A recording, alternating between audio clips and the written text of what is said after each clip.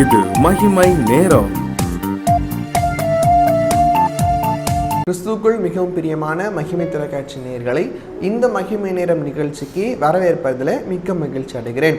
கர்த்தர் கொடுக்கிறதான இந்த மேலான கிருபைகளை எண்ணி ஒவ்வொரு நாளும் தேவனை நான் ஸ்தோத்திரிக்கிறேன். இந்த மாதத்திலும் கூட ஆண்டவர் ஒரு அருமையான காரியத்தை குறித்து நம்மோடு கூட பேசி கொண்டிருக்கிறார். கர்த்தருக்குள் திருப்தியாக இருக்க வேண்டும் என்று சொல்லி கர்த்தர் நம்மிடத்திலே பேசி கொண்டிருப்பதை நாம் பார்க்கிறோம். என் ஜனங்கள் நான் அளிக்கும் நன்மையினால் திருப்தி ஆவார்கள். அந்த பிரகாரமாக இன்னைக்கு கர்த்தர் நம்மோடு கூட பேசுகிறதான ஒரு வார்த்தை சங்கீதம் 65:4. உம்முடைய பிரகாரங்களில் வாசமாயிருக்கும்படி நீர் தெரிந்து கொண்டு சேர்த்து கொள்கிறவன் பாக்கியவான். உம்முடைய பரிசுத்த ஆலயமாகிய உமது வீட்டின் நன்மையினால் திருப்தியாகவும் உமது ஆலயமாகிய உமது வீட்டின் நன்மையினால் திருப்தியாகும். பிரியமானவர்களே, நேற்றைய தினத்திலும் கூட கர்த்தருக்கு பயப்படுகிறவர்கள் கர்த்தருடைய நன்மையினால் திருப்தி ஆவார்கள். அப்ப கர்த்தருக்கு பயப்படுகிறவர்கள் என்னென்ன செய்ய வேண்டும் என்று சொல்லி நாம் பார்த்தோம். கர்த்தருக்கு பயப்படுகிறவர்கள் ஆலயத்திற்கு ஒழுங்காக செல்ல வேண்டும் என்று சொல்லி பார்த்தோம். ஆண்டவர் கிடைத்த காரியங்கள்ல உண்மையும் உத்தமமாய் நடக்க வேண்டும் என்று சொல்லி பார்த்தோம். இந்த நாள்ல இந்த வசனம் இப்படியாக சொல்கிறது, உம்முடைய பரிசுத்த ஆலயமாகிய உமது வீட்டின் நன்மையினால் திருப்தியாகும். அப்போ ஆண்டவர் வாசம் பண்ணுகிற ஆலயம், ஆண்டவர் வாசம் பண்ணுகிற வீடு எது என்று சொல்லி வேதத்தின் அடிப்படையில் நாம் பார்ப்போம் என்று சொன்னோம். இன்னைக்கு நாம் பார்க்கிற ஆலயங்கள் எல்லாம் விசுவாசிகளின் கூடுகை ஆலயமாய் காணப்படுகிறது.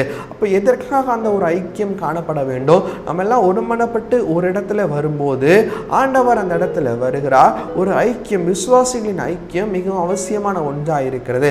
அப்போ ஆலயத்திற்கு போவது நல்லது. ஆனால் ஆண்டவர் இந்த இடத்துல சொல்லுகிறதான உமது வீட்டின் ஆலயம், ஆலயமாகிய உமது வீடு என்று சொல்லப்பட்டிருக்கிறது.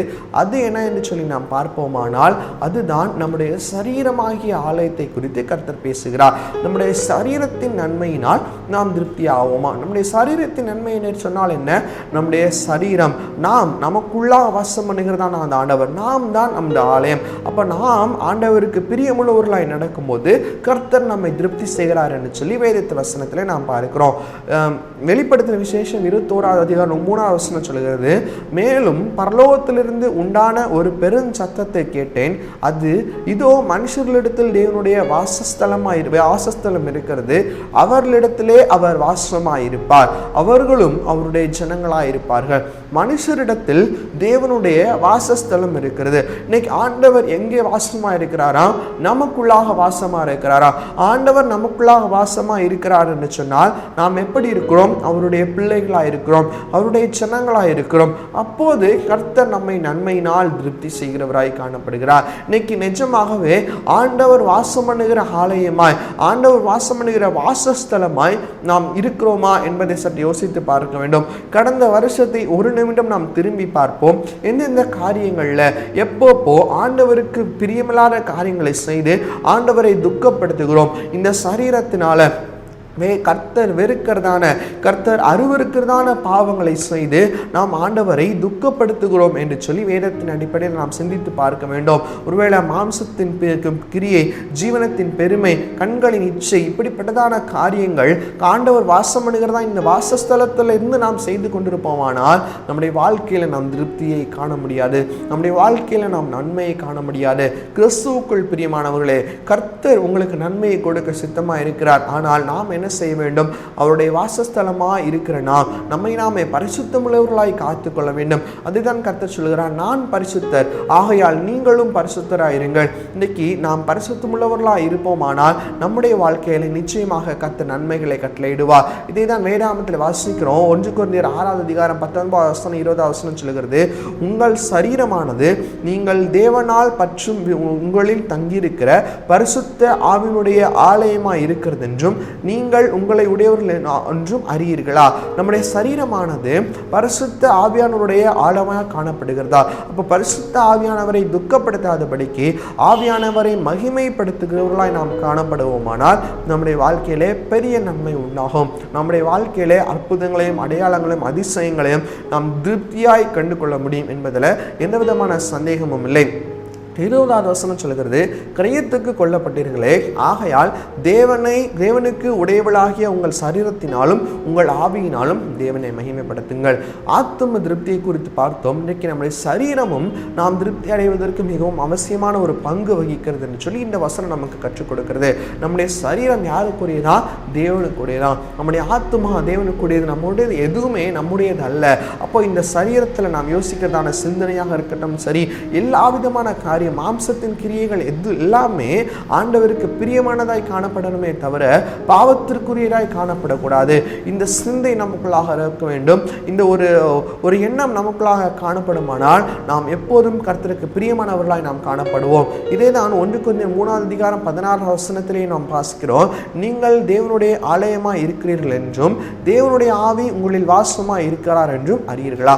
அப்போ எந்த மனுஷனுடைய வாழ்க்கையில நான் தேவனுடைய ஆலயமாய் இருக்கிறேன், ஆண்டவருடைய ஆவி எனக்குள்ளாக இருக்கிறது என்று சொல்லி எந்த மனுஷனுடைய வாழ்க்கையில ஒரு சிந்தை வருகிறதோ அந்த மனுஷனுடைய வாழ்க்கை நன்மையினால் திருப்தியாகும் என்று சொல்லி வேத வசனத்தில் நாம் பார்க்கிறோம். அப்போ உண்மையாகவே கர்த்தருடைய ஆலயமாக இருக்கிறோம் என்று சொன்னால் நமக்குள்ளாக என்ன காணப்படும்?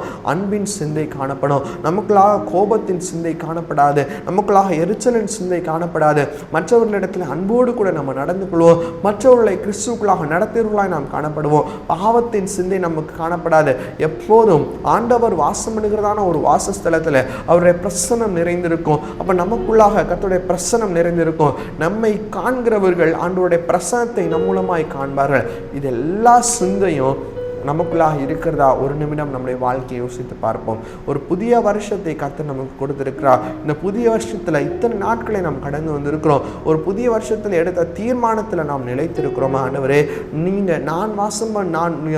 நீங்க வாசம் பண்ணும் வாசஸ்தலமாக நான் மாற்றப்படணும். ஆண்டவரே, என் வாழ்க்கையில எந்தெந்த காரியங்கள்ல எந்தெந்த விஷயங்கள்ல நீங்க உங்களை விட்டு நான் தூரமாய் போயிருக்கிறேனோ அதை எனக்கு காட்டுங்கப்பா. இந்த வருஷம் முழுவதுமாக என் வாழ்க்கையில ஒரு மாற்றத்தை நீர் உண்டாக்குங்க என்று சொல்லி ஆண்டவரிடத்தில் நாம் கேட்கிறவர்களாய் காணப்பட வேண்டும்.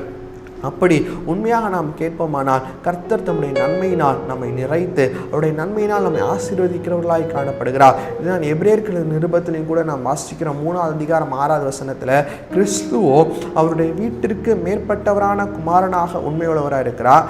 நம்பிக்கையினாலே உண்டாகும் தைரியத்தையும் மேன்மை பாராட்டுதலையும் முடிவு பரியந்தம் உண்மையாய் பற்றி கொண்டிருப்போமானால் நாமே அவருடைய வீடாயிருப்போம். இதுதான் 1வது வசனத்தில் வாசிக்கிறோம்.